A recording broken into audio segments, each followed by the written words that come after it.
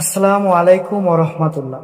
প্রিয় বোনেরা, আল্লাহর সন্তুষ্টি লাভের অন্যতম শ্রেষ্ঠ ইবাদত হলো নামাজ। আজকের ভিডিওতে আমরা মহিলাদের জন্য আসরের 4 রাকাত ফরজ নামাজ আদায়ের সঠিক ও সহজ নিয়ম ধাপে ধাপে শিখব।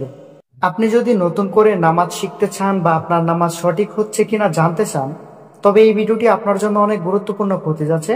তাই ভিডিওটি না টেনে সবাইকে সম্পূর্ণ দেখার অনুরোধ রইল। তো প্রিয় দর্শক, চলুন শুরু করা যাক। আসরের 4 রাকাত ফরজ নামাজ আপনারা কিভাবে পড়বেন। তো প্রথমে পরিষ্কার পরিচ্ছন্ন অবস্থায় কিবলামুখী হয়ে জায়নামাজে দাঁড়ান। খেয়াল রাখবেন মুখমণ্ডল ও হাতের কবজি পর্যন্ত এবং পায়ের পাতা ছাড়া সম্পূর্ণ শরীর যেন আবৃত থাকে। তারপর মনে মনে আসরের 4 রাকাত ফরজ নামাজের নিয়ত করতে হবে। আরবিতে নিয়ত করলে চলবে, যদি আপনারা আরবিতে না পারেন তাহলে বাংলাতেও নিয়ত করতে পারবেন। আর যারা আরবিতে পারেন না তারা এভাবে বাংলায় নিয়ত করবেন যে আমি আসরের 4 রাকাত ফরজ নামাজের নিয়ত করিলাম, আল্লাহু আকবার। তো এইভাবে যদি আপনারা নিয়ত করেন তাহলে আপনাদের নিয়ত সহি হবে। তারপর হচ্ছে তাকবীরের তাহরিমা পড়া।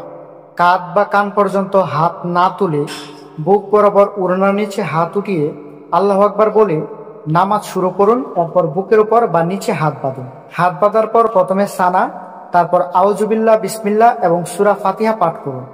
এরপর পবিত্র কোরআনের যে কোনো একটি সূরা বা সূরার কিছু অংশ তেলাওয়াত করুন। এরপর আল্লাহু আকবার বলে রুকুতে যান। মহিলারা রুকুতে সামান্য ঝুঁকবেন এবং পা জোড়া করে রাখবেন। রুকুতে 3 বার সুবহানা রাব্বিয়াল আজিম পড়ুন। রুকু থেকে উঠে সামি আল্লাহু লিমান হামিদা, রাব্বানা লাকাল হামদ বলুন। এরপর আল্লাহু আকবার বলে সিজদায় যান।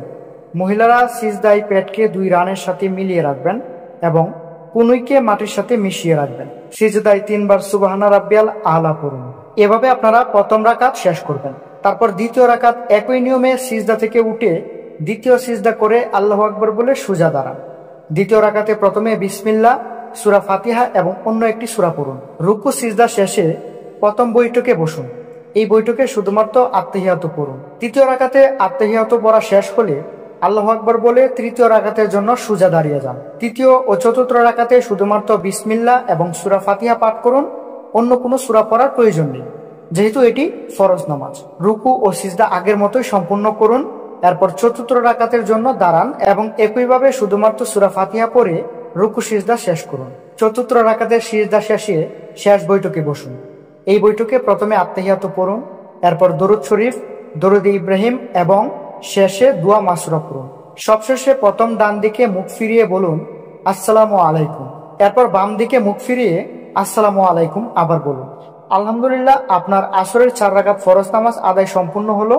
নামাজ শেষে অবশ্যই আল্লাহর কাছে দোয়া করুন। তো প্রিয় দর্শক, এখন আমি আপনাদেরকে যে নিয়মগুলো শিখিয়ে দিলাম, এই নিয়মে যদি আপনারা নামাজ পড়েন তাহলে আপনাদের নামাজ ইনশাল্লাহ হয়ে যাবে। মনে রাখবেন, আল্লাহ আমাদের জন্য যে সালাত ফরজ করেছেন তা সঠিকভাবে আদায় করা আমাদের দায়িত্ব। আপনার নামাজ কবুল হোক সেই দোয়া করুন।